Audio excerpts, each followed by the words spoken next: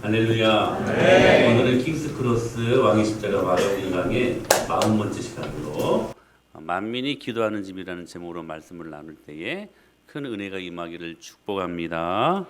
아멘. 예수님께서 사람들의 환영을 받으시면서 예루살렘에 입성하셨습니다. 우리가 한 달 전에 이 말씀까지 듣고 선교사님들의 그 주옥과 같은 말씀을 들었는데 말씀 계속 이어가겠습니다. 예수님께서 사람들의 환영을 받으시면서 예루살렘에 기쁘게 입성을 하셨습니다. 그렇게 예루살렘에 오셨을 때에 제일 먼저 찾으셨던 곳이 바로 성전이었습니다. 예수께서 예루살렘에 이르러 성전에 들어가사 이렇게 말씀을 하시죠. 성전의 구조를 보면 문을 열 때 제일 먼저 나타나는 것이 에네트, 즉 이방인의 뜰이었습니다. 이방인의 뜰. 이제 나중에 또 이 성전에 대해서 공부를 하겠지만 성전은 크게 이중 구조로 되어 있습니다. 큰 성전이 있었고 그 안에 성소와 지성소가 있는 저기 보이시죠? 이 공간이 따로 구분되어 있었습니다. 그리고 이방인의 뜰이 있었지요. 즉 본 건물 성소와 지성소가 구분되어 있는 그러한 이중 구조로 성전이 되어 있었습니다. 그러니까 이곳에 유일하게 비유대인의 출입이 허용된 곳이 바로 이 이방인의 뜰이었다는 것이죠. 이 성전에서 여러분 보다시피 가장 넓은 지역이죠. 그리고 성전의 나머지 부분으로 가려면 반드시 이곳을 지나야만 갈 수 있는 그런 구조로 되어 있었던 것입니다. 아울러 이 성전의 모든 사업 상거래가 바로 이 이방인의 뜰에서 거래되었습니다. 그런데 그 거래의 규모가 장난이 아닙니다. 여러분 보시는 것처럼 굉장히 넓잖아요. 이곳이 아니라 이곳 쭉. 그러니까 이곳에서 지금 상거래가 이루어졌다라는 사실입니다. 예수님이 성전에 들어서자마자 짐승을 사고 파는 수십 개의 노점과 그리고 수백 개의 환전상의 탁자에서 돈을 바꾸는 수많은 사람들이 눈에 들어왔던 것이죠. 그야말로 수천 명이 모여가지고 제사에 쓸 짐승을 사고 팔았습니다. 고대 유대 역사가였던 요세푸스는 이렇게 추정을 해요. 한 해의 6월절 주간의 성전뜰에서 25,500마리의 어린 양이 거래되고 희생제물로 바쳐졌대요. 이 공간에서. 그러니까 여러분 오늘날에 증권거래소를 한번 가보신 적이 있습니까? 저는 가본 적은 없지만 영화 같은 데서 볼 수 있잖아요. 얼마나 시끌벅적합니까? 그런 거기에다가 가축대까지 사방에서 여러분 우로된다고 한번 생각을 해보십시오.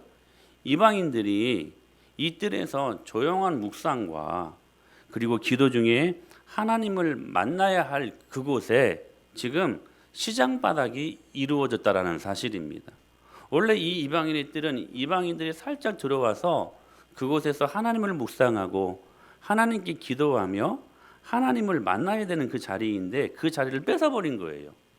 유대 상인들이. 그래가지고 그 자리에서 지금 상거래를 하나님과 뜻하지 않게 하나님의 마음에 들지 않게 그렇게 상거래가 되어버린 시장이 되어버린 상태로 만들어 놓았다는 사실입니다. 그런데 이 상황에서 예수님께서 첫 번째 행동하신 것이 있었는데 바로 그것이 무엇이었냐면 상인들의 집기를 던져버리는 것이었습니다.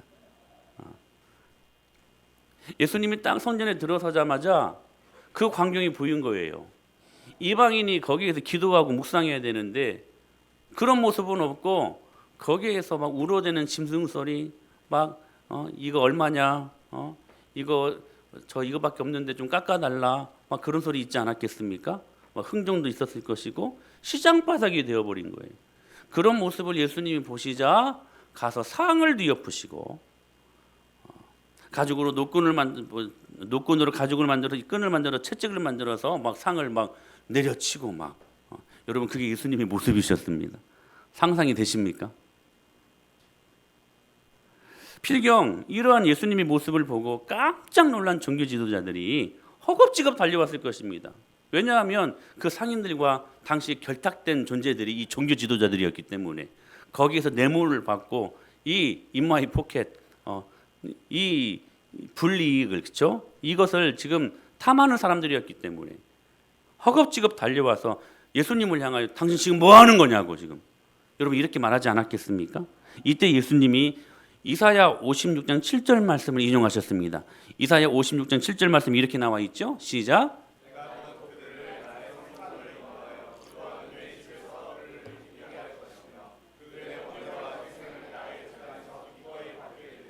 이는 내 집은 만민이 기도하는 집이라 일컬음이라 될 것이다. 이 말씀을 그대로 인용해 가지고 오늘 보면 17절에 이렇게 말씀하신 거예요. 이에 가르쳐 이르시되 기록된 바 이사야 56절에 기록된 바 내 집은 만민이 기도하는 집이라. 칭함을 받으리라고 하지 아니하였느냐? 책망하시는 거예요. 다시 말해 내 집은 하나님의 집은 만민이 기도하는 집이라. 즉 오늘 이 말씀을 지금 어디에서 하고 있어요? 이방인의 뜰에서 하고 계시죠. 그러니까 이 말씀의 뉘앙스는 뭐냐면 내 집은 이방인이 기도하는 집이라. 이렇게 말씀하시는 거예요. 지금 이 예수님의 말씀을 듣고 18절에 보면 이들이요 막 놀랍게 여겼더라 이렇게 말씀하십니다. 놀랍게 여겼더라. 여기 놀랍게 여겼더라 이 말이요 뭐 크게 놀랐다 원더풀 막 이게 아니라 쇼킹한 말씀을 듣고 마음이 분노하며 그들의 마음이 지금 난리가 나였다 이 말이에요. 지금 왜 그랬을까요? 여러분 이스라엘 백성들에게는 도래해야 할 메시아 사상이 있었습니다. 그런 그들이 생각했던 메시아는 자신들이 지금 로마의 식민 치하에 있었고 그래서 정치적으로 경제적으로 문화적으로 지금 아픔을 당하고 있었는데 그들이 생각했던 메시아는 메시아가 나타날 때 여러분 로마 사람들은 그들이 생각할 때는 이방인들이었잖아요. 이방인들의 신전을 청소하고 그리고 로마 식민치하에서부터 해방될 것으로 생각하며 이방의 우상을 다 제거하고 그들이 한때 번영했던 다윗의 때, 솔로몬의 때 그 번영의 때를 생각하며 메시아를 생각하고 있었다는 것입니다. 그런데 엉뚱하게도 지금 메시아로 추앙받고 있는 그 한 청년이 지금 이방인을 제거하신 것이 아니라 오늘 그 예수님의 성전 안에 들어와서 지금 하시는 행동이 뭐냐면 오히려 이방인을 위해 성전을 청소하시는 것처럼 보였던 것입니다. 여러분 오히려 예수님이 지금 이방인들의 친구처럼 행동하셨다는 사실이에요. 오히려 이방인들을 제거하고 오히려 이방인들을 없애고 청소를 해버려야 되는데 오히려 이방인의 뜰에서 오히려 이방인들을 위해 성전을 정화하고 있었다는 사실입니다. 지금처럼 다문화 시대라면 예수님이 이런 행동을 열렬히 환영했겠지만 당시 유대 사회는 전혀 그렇지 않았습니다.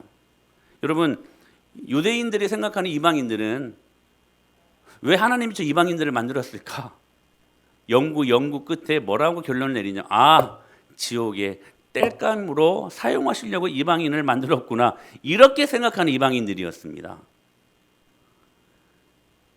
그러니까 예수님은 게다가요 희생제물 제도를 완전히 뒤엎지 않습니까? 그래서 이제는 더러운 이방인들도 기도를 통해 하나님을 직접 만날 수 있다고 말씀하신 것 아닙니까? 특별히 이 말씀은 성막과 그리고 성전의 역사를 잘 아는 사람들로서는 이 예수님의 말씀이 정말 쇼킹한 말씀으로 들리지 아니할 수 없었다는 사실입니다. 여기서 잠깐 성전 이야기를 하고 싶은데 성전 이야기는 저기 에덴 동산까지 거슬러 올라갑니다. 이 최초 동산은 하나님이 임하신 최초의 성소였습니다. 그러니까 최초의 교회가 어디였냐면 에덴 동산이었어요. 하나님의 임재만 있고 죽음, 기형, 악, 불완전은 없는 완벽한 낙원이 에덴 동산이었습니다. 하나님이 계시면 여러분 꼭 기억하십시오.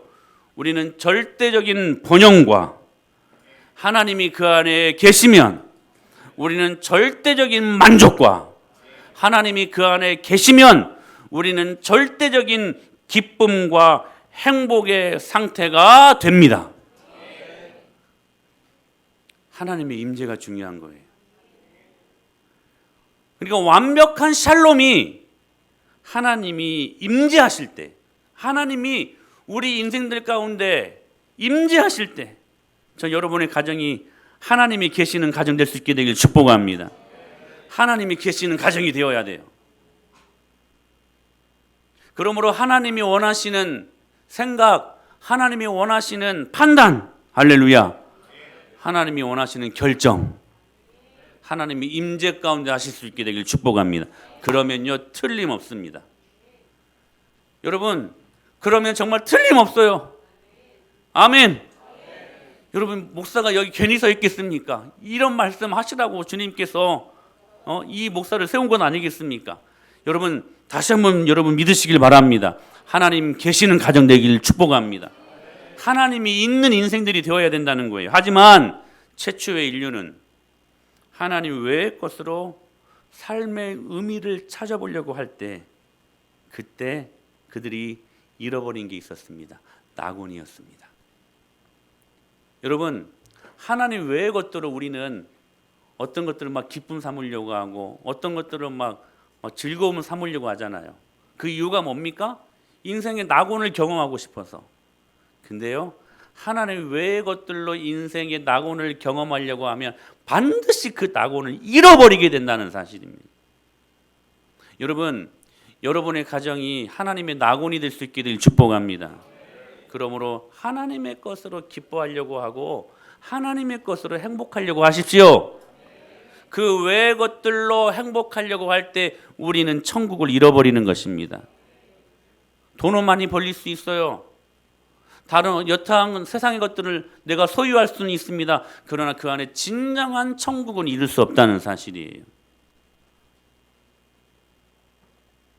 최초의 인류 아담과 하와가 하나님 외의 것들로 만족하려고 했고 하나님 외의 것들로 기뻐하려고 했고 하나님 외의 것들로 행복하려고 했던 자들 아니었습니까? 근데 결국은 에덴 동산에서 쫓겨나는 그 낙원을 잃어버렸잖아요. 그런 아담과 하와가 그 에덴 동산 성소에서 쫓겨나면서 뒤를 돌아봅니다. 그때 주님이 보여주신 것이 있어서 이것이었어요. 시작.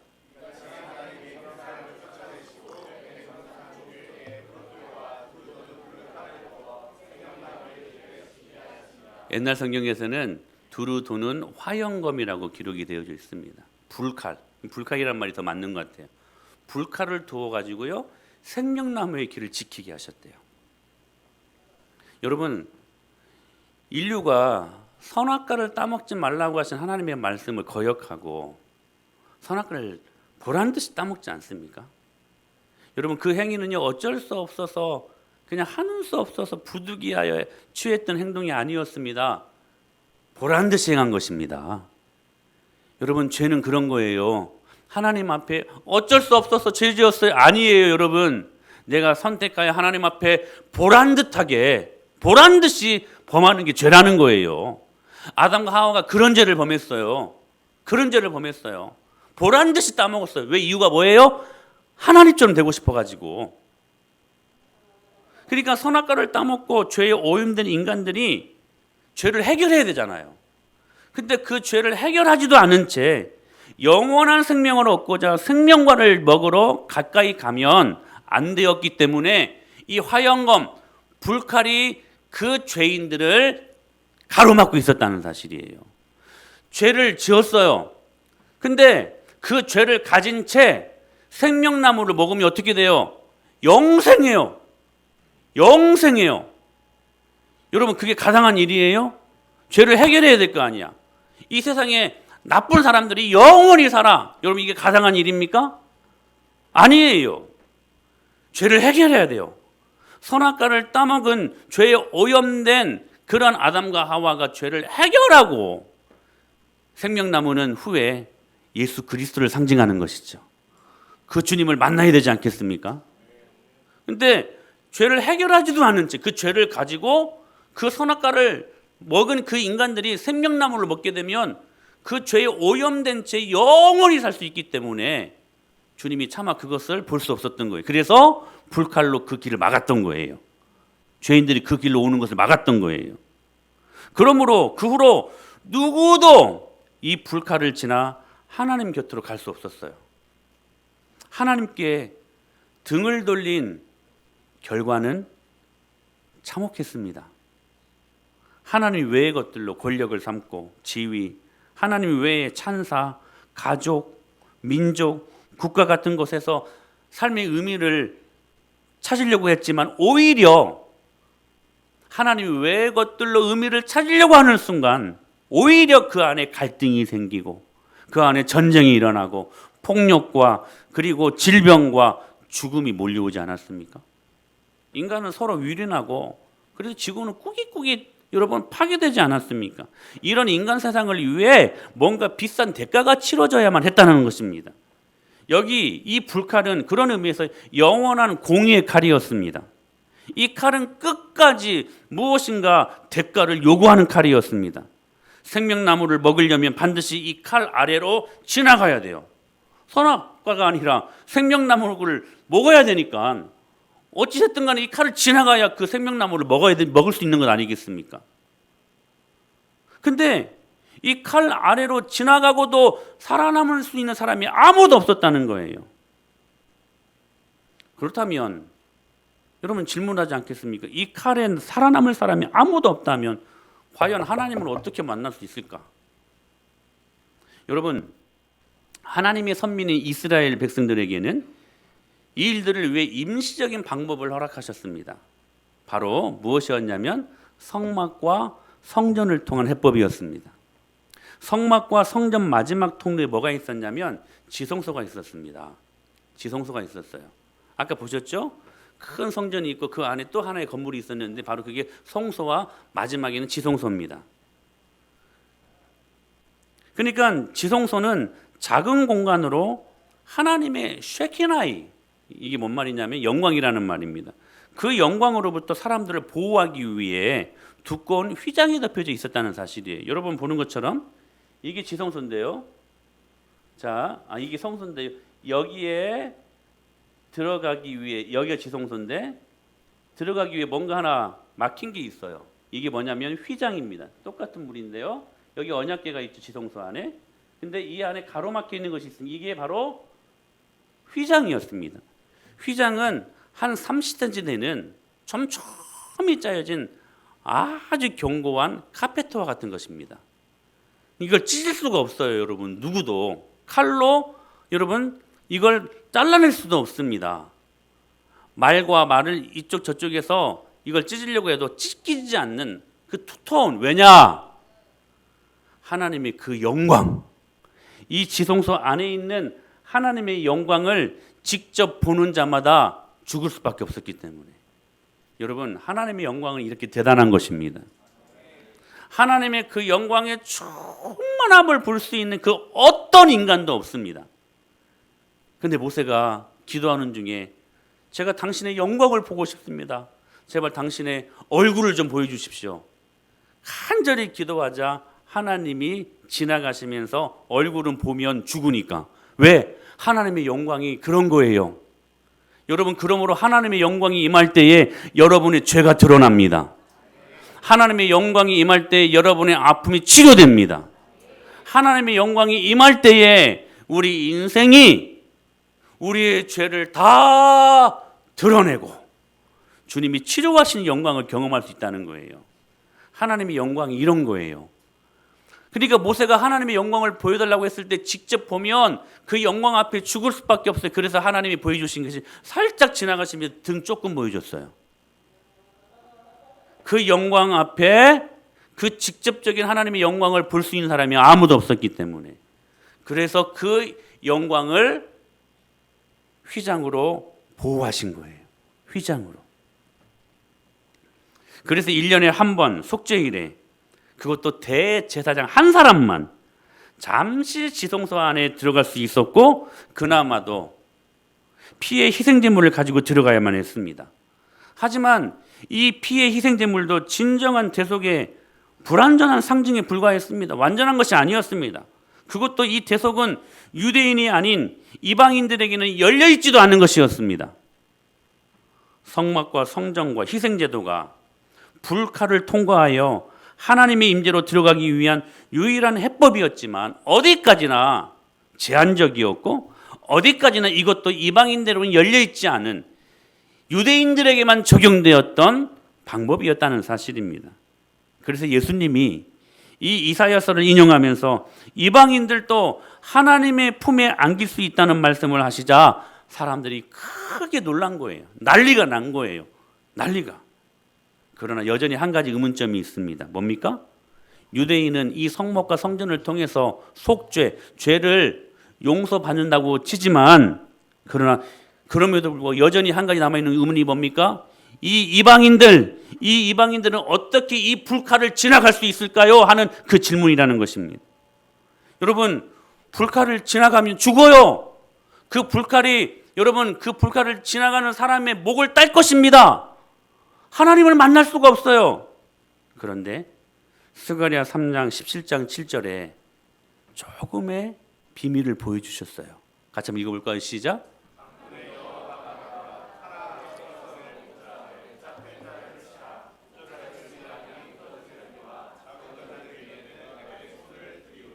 목자가 나타나 메시아가 나타나 그 칼에 맞아 죽을 것이다. 이걸 예언하신 거예요. 가라, 깨어서 내 목자, 내 짝된 자를 치라. 목자를 치면 양이 흩어지리니와 작은 자들 위에는 내가 내 손을 들이오리라. 살짝 열어주셨어요. 우리의 목자가 그 칼에 맞아 죽을 것이다. 지금 예수님이 뭐라고 말씀하셨어요? 내 집은 만민이 기도하는 집이라고 하셨을 때, 즉 이 말씀 무슨 말씀이라고요? 내 집은 이방인들을 위한 곳이라고 그렇게 말씀하셨을 때 이미 예수님은 그 이방인들을 위해 이렇게 말씀하셨을 때 이미 예수님께서는 그 이방인들을 위해 그 이방인들인 바로 저와 여러분들을 위해 여러분 바울이 이렇게 고백하지 않았습니까? 시작.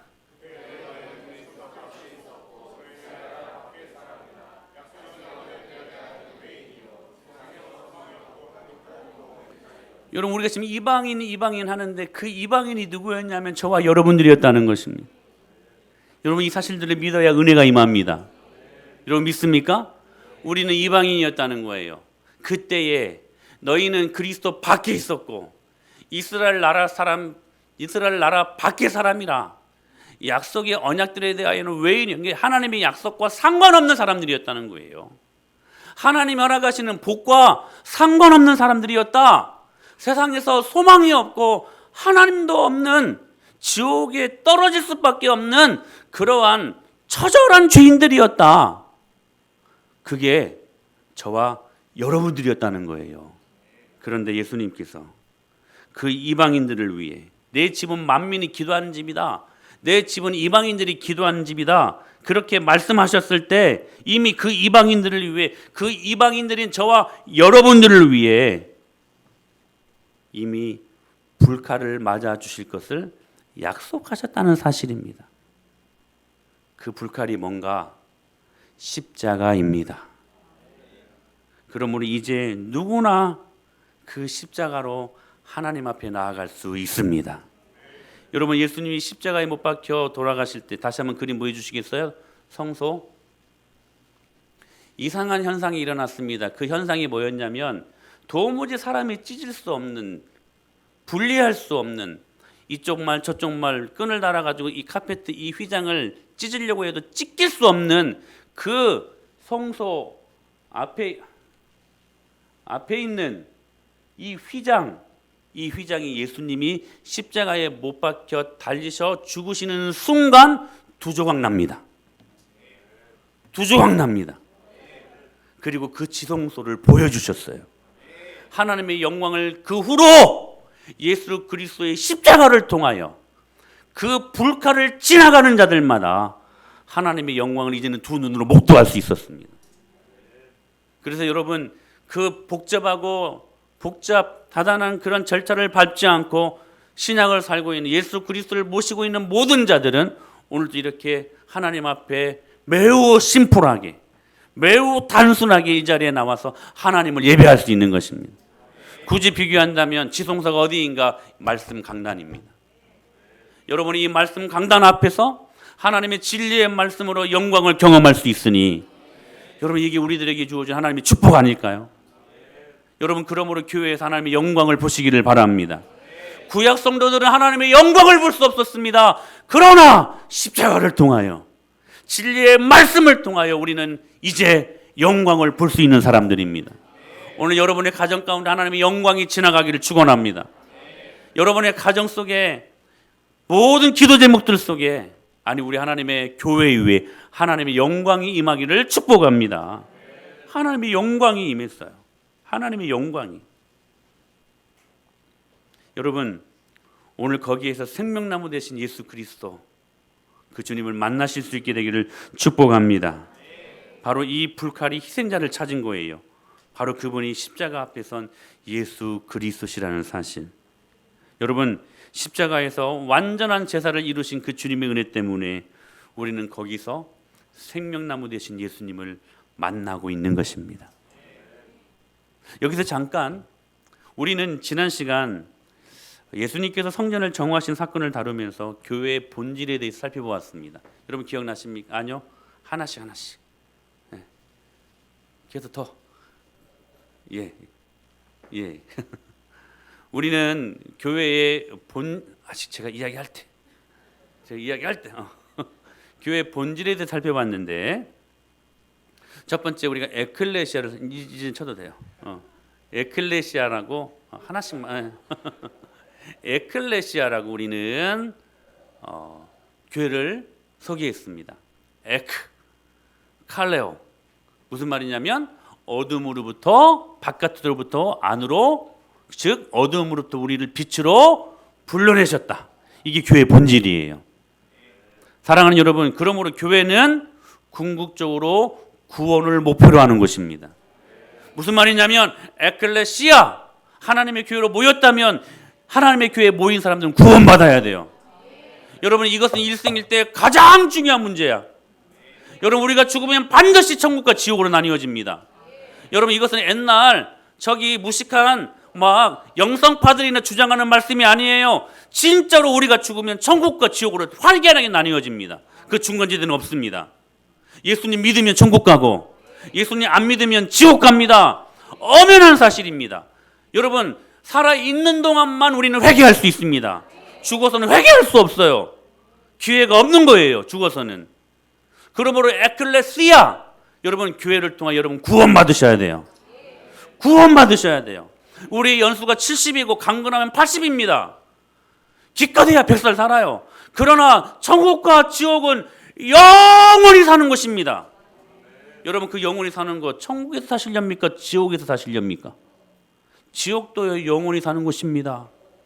여러분 이 세상이 전부가 아니에요. 이 세상이 전부인 것처럼 살면 안 돼요. 우리의 본약은 천국이기 때문에 할렐루야.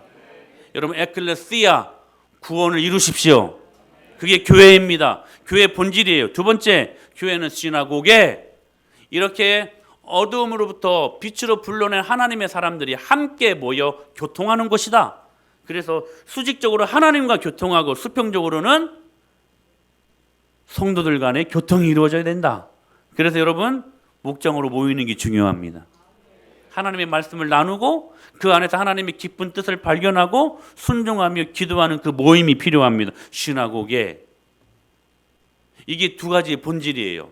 그리고 난 다음에 하나님이 주시는 별칭들이 있어요. 하나가 뭐예요? 성령의 전. 기억나십니까 여러분? 제가 이렇게 말씀드릴 때 답은 못해도요 제가 이야기할 때 생각은 나야 돼요. 생각들은 나십니까? 자, 하나님이 교회를 어떻게 별칭하셨냐면 성령의 전이래요. 성령의 전, 거룩한 영, 구별된 곳, 그게 교회예요. 그러므로 교회 안에 들어와서는 여러분 구별된 노래를 불러야 돼요. 뭐예요? 찬송이에요. 구별된 책을 봐야 돼요. 뭐예요? 성경책이에요. 하나님의 사람들은 구별된 생각, 구별된 말, 구별된 행동을 이루는 것이라는 거예요. 그게 교회예요. 세 번째로 새 예루살렘이래요. 기억나십니까? 센터예요. 센터. 이스라엘 백성들은 항상 그 마음의 중심에 예루살렘이 있었어요. 무슨 말씀이냐면 우리 모든 생활의 중심이 교회가 되어야 된다는, 교회 센터, 교회 중심으로. 또 한 가지가 뭡니까? 그리스도의 몸. 여러분, 몸이 온전한 생명력을 유지하려면 몸이요 머리에 반응해야 됩니다. 근데 머리는 여기 있고 몸은 여기 있어요. 어떤 상태? 죽은 상태. 다시요. 자 봐요. 여러분, 머리는 여기 있어요. 몸은 여기 있어요. 어떤 상태? 죽은 상태. 그러므로 그리스도의 몸이라고 교회를 말하는 것은 그리스도가 바라보는 곳에 우리의 시선이 있어야 되고, 할렐루야. 교회의 비전이 여러분의 비전이 되어야 되고, 교회의 꿈이 여러분의 꿈이 되어야 된다는 사실이에요. 할렐루야. 그리스도의 몸을 이루는 것이에요. 그리고 교회는 어떤 것입니까? 그리스도의 신부입니다. 교회는 터치, 교회는 순결해야 돼요. 왜 아멘들이 점점 죽어져요? 교회는 순결해야 돼요. 여러분, 새 신부를 얻을 때 순결한 여자를 얻어야 되지 않겠습니까? 신랑 대신, 그 거룩하신 신랑 대신 예수님을 만날 때 교회가 준비해야 될 것은 순결이에요. 하나님 말고는 다른 거 생각하면 안 돼요. 오직 예수, 오직 예수, 그분만이 우리 안에 들어와야 돼요. 그리고 교회는 진리의 기둥과 턱으로 이루어지는 것입니다. 오직 진리만이 세상을 변화시킵니다. 오직 진리만이 여러분 죄인들을 변화시킵니다. 그리고 교회는 마지막으로 금촛대를 이루어야 됩니다. 그 촛대에서 이루어지는 그 빛. 너희는 세상의 소금이라, 너희는 세상의 빛이라. 소금이 그 맛을 잃어버리면, 빛이 그 빛을 잃어버리면 어디에 있을 때 있겠느냐? 여러분, 교회는 그리스도의 영광을 비출 수 있는 금촛대 역할을 해야만 합니다. 여러분들이 각각 삶의 영역 속에서 그 금촛대 역할들을 하셔야만 합니다. 그래서 여러분들의 모습을 보고, 아, 하나님 믿는 것은 저렇게 믿어야 된다고, 하나님 믿으려면 누구처럼 믿어야 된다고, 우리 하자노님을 보면 직장에서 예수님은 저렇게 믿어야 된다고, 할렐루야, 이런 말이 나와야만 합니다. 금촛대. 그런데 오늘 한 가지를 하나님이 더 정의하십니다. 교회는 어떤 것이다? 만민이 기도하는 것입니다. 할렐루야. 오늘 여러분, 이 말씀의 포인트가 어디에 있냐, 방점이 어디에 있냐면 교회는 만민이 기도하는 집이래요. 만민이, 유대인과 이방인, 남녀노소, 동서, 동양과 서양, 유색 인종도, 창녀도, 거지도, 동성애자들도, 알코올 중독자도, 마약 중독자도, 성 중독자도 모두 들어와서 변화를 경험하고, 그리고 그리스도의 공동체를 이루는 곳이 교회입니다. 할렐루야. 그러므로 교회는 죄인들이 모이는 것입니다. 누가 교회가 여러분 천국이라고 이야기를 해요? 누가 여러분 교회에 모인 사람들 다 천사라고 말합니까? 옆에 있는 사람 한번 보십시오. 천사입니까? 우리 하륜이가 아멘이래요. 자, 보세요 여러분, 우리 모두가 다 죄인들 아닙니까? 그러므로 여러분, 교회는요 병원이에요. 아멘? 정말 아멘이에요. 여러분, 죄인들이 모여서요 치료받아서 하나님의 사람으로 다시 회복되고, 또 다른 상처 입은 사람들을 치유하는 운디디 힐러, 상처 입은 치유제의 역할을 감당하는 곳이 교회예요. 교회예요. 이런 것이 교회가 되어야 돼요. 어떤 분들은 저는 아직 술을 못 끊어서요. 아니요, 여러분, 술 끊고 난 다음에 교회 나오려면 언제 나와요? 못 나와요. 근데 여러분, 술 먹으면서 교회는 나와야 됩니다.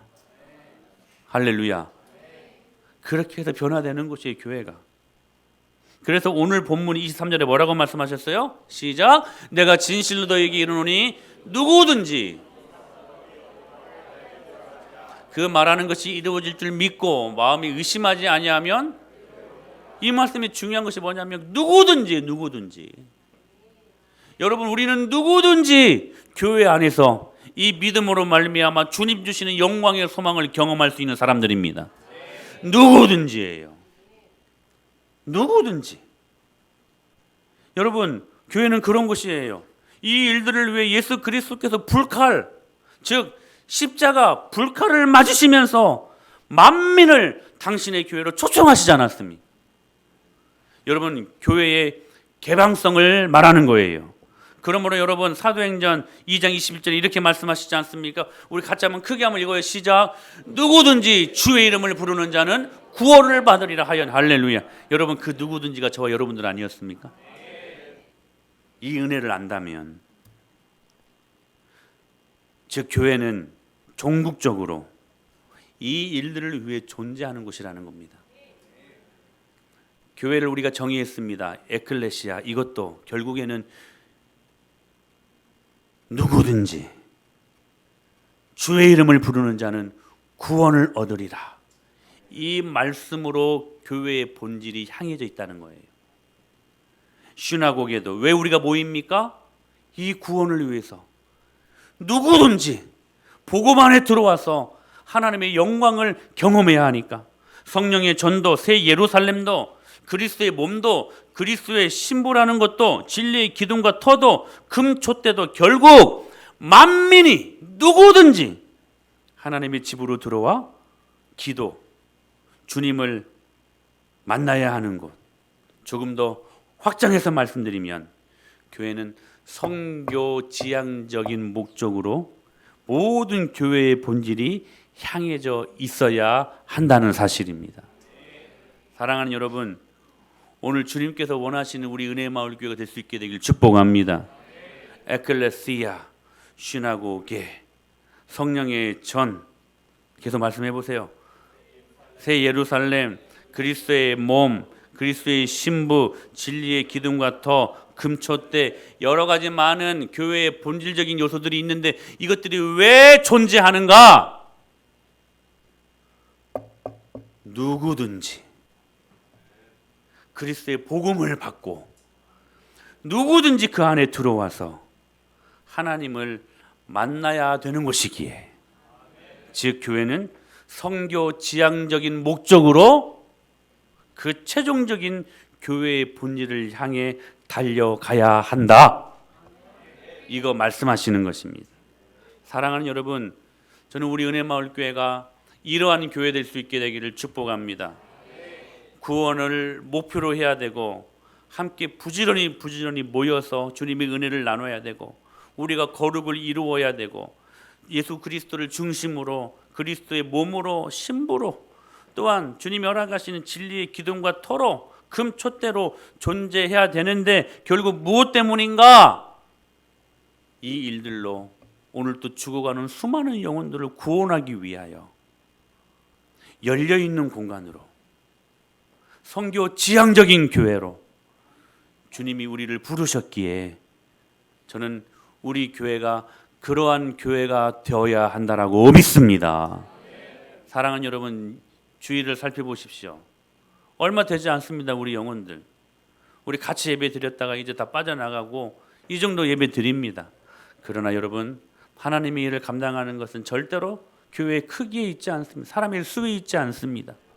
오늘 이 사실들을 믿고 누구든지 내 집은 누구든지 들어와서 이방인들이나 유대인들이나 누구든지 거지나 장녀나 동성애자들이나 알코올 중독자들이나 할 것 없이 누구든지 들어와서 하나님을 만나고 또 다른 상처 입은 사람들을 치유하는 곳이 되어야 한다. 여러분, 우리 그러한 교회 될 수 있게 되기를 간절히 몸부림치며 사모할 수 있게 되기를 바랍니다. 이런 몸부림이 있다면 하나님 우리 교회를 사용하실 것을 믿습니다. 그래서 주님께서 원하시는 성교 지향적인 교회를 이루기 위해 몇 가지를 적용하기로 권면합니다. 어떤 교회를 가보니까 아주 기가 막힌 슬로건이 있더라고요. 제가 너무 이 말씀에 은혜를 받아가지고요. 이런 말씀이 있더라고요. 말씀의 파도를 타며 기도의 배를 띄우고 재정의 노를 저어 열방으로 나아가자. 기가 막히지 않습니까? 다시 한번 같이 한번 읽어볼게요. 시작. 말씀의 파도를 타며 기도의 배를 띄우고 재정의 노를 저어 열방으로 할렐루야. 저는 이 성교 지향적인 교회를 위해 만민이 하나님 앞에 기도하는 집으로 들어올 수 있도록 이 일들을 이루기 위해 몇 가지를 권면합니다. 첫째, 말씀의 파도를 타십시오. 할렐루야. 터치. 말씀의 파도를 타십시오. 무슨 말씀이냐면 여러분, 말씀이 떨어질 때에 조음 받으시라는 거예요.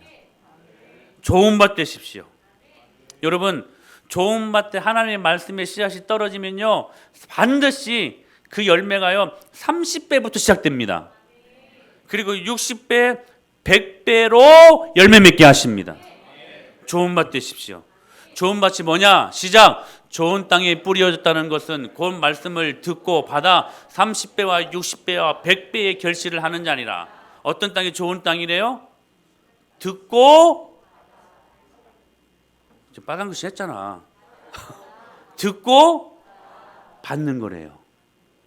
근데 여러분, 길가 그리고 돌짝 가시떨기까지는 다 들었어요. 좋은 땅도 들었어요. 나쁜 땅도 들었어요. 근데 좋은 땅에서 확인한 차이가 하나 있어요. 뭐냐면 받았어요. 그거. 길가, 돌짝, 가시떨기, 좋은 땅까지 다 들었어요. 근데 듣는 게 좋은 게 아니래요. 그것으로 좋은 게 아니래요. 좋은 땅은 뭐냐? 듣고 받는 땅이래요. 받는다라는 말이 무슨 말씀이냐면 순종한다는 거예요. 반응한다는 거예요. 그 땅이 좋은 땅이야. 사랑하는 여러분, 오늘 이 말씀을 들으실 때에 여러분 그 말씀을 듣고 순종하기로 결단하며 오늘 이 말씀을 들으실 수 있게 되기를 축원합니다. 좋은 밭 되십시오. 말씀의 씨가 뿌려지면 반드시 열매 맺어요. 아멘. 반드시 열매 맺어요. 왜 열매 못 맺느냐? 말씀 듣지 않으니까 그래. 여러분 자세를 똑바로 하세요. 여러분 말씀 듣지 않으면, 그 말씀이 내 마음밭에 떨어지지 아니하면 열매 안 맺어요. 여러분 교회 아무리 많이 나와봐요. 여러분 모태신앙으로 나는 주일 한 번도 안 빠졌다, 아니에요. 왜 열매 못 맺냐면 말씀의 씨앗이 내 마음밭에 떨어지지 않았기 때문에요. 튕겨져 나가요. 길가밭으로, 돌짝밭으로, 가시떨기밭으로. 여러분 좋은 땅 되셔야 돼요. 어떤 말씀을 하시든지 내가 그 말씀대로 순종하겠습니다. 그게 좋은 밭이야.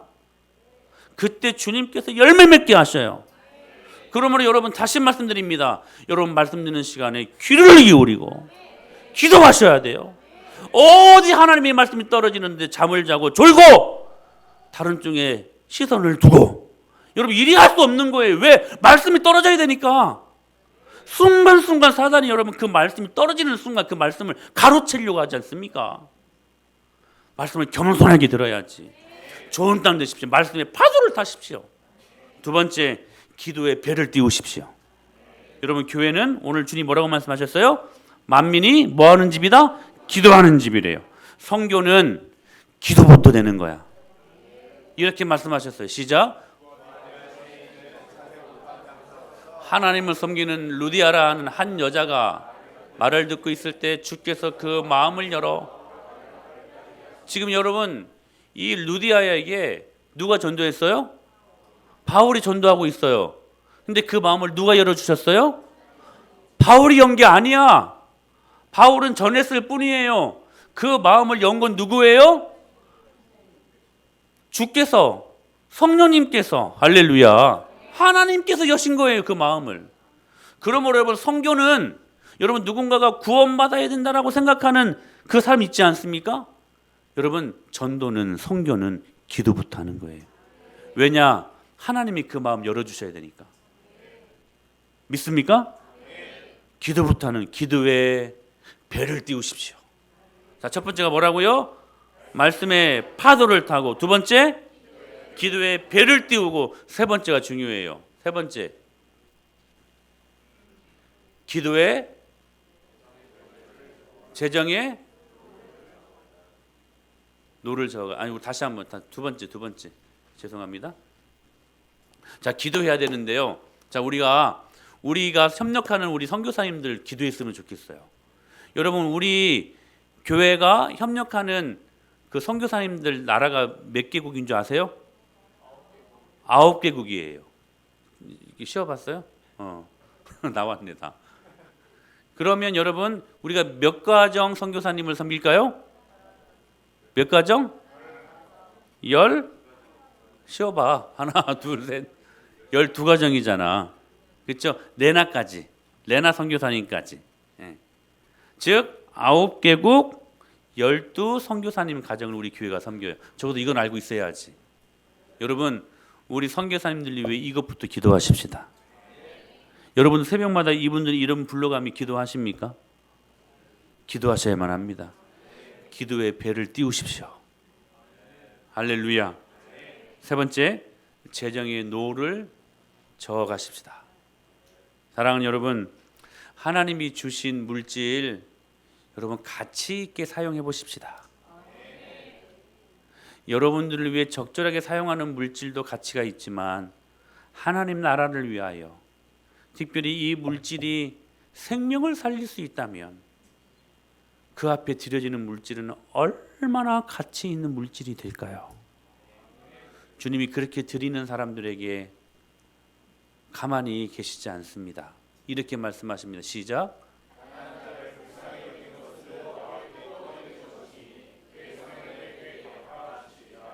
여러분 선교하고 구제하는 이 일들 앞에 가치 있는 일들 앞에 하나님 나라를 위하여 이 물질을 사용하면 그것은 하나님께 빌려드리는 것이래요.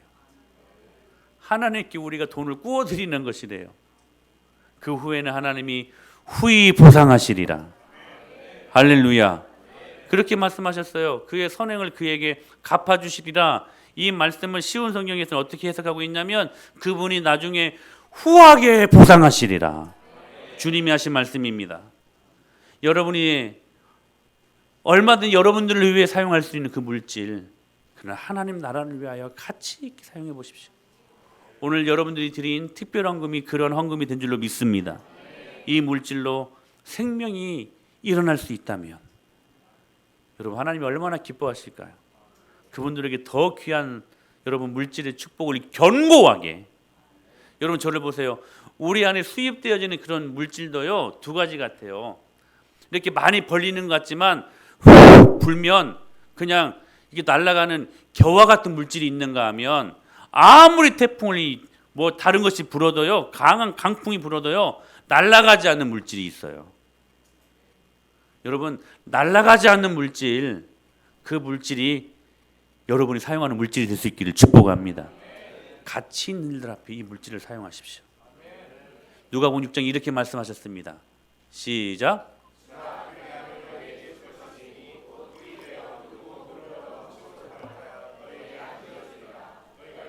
그 헤아림으로 너희도 헤아림을 도로 받을 것인. 할렐루야. 주라 그리하면 같이 읽어볼 거예요. 시작. 너희에게 줄 것이니 곧 후히 되어 누르고 흔들어 넘치도록 하여 너희에게 안겨주. 할렐루야. 여러분 오늘 이 은혜가 임하기를 간절히 바랍니다. 흘러 넘치도록 오버플로잉 하신대요. 여러분 이거 예수님 말씀이거든요. 제가 여러분 이 말씀을 지금 갖다 이거 사용하려고 그냥 일부러 막 갖다 지금 어렵게 지금 무리하게 적용하는 말씀이 아닙니다. 하나님 말씀입니다. 주라 그리하면 너희에게 줄 것이니 곧 후히 되어 누르고 흔들어 넘치도록 하여 너희에게 안겨주리라. 고린도후서 9장 6절에 이렇게 말씀하셨습니다. 시작.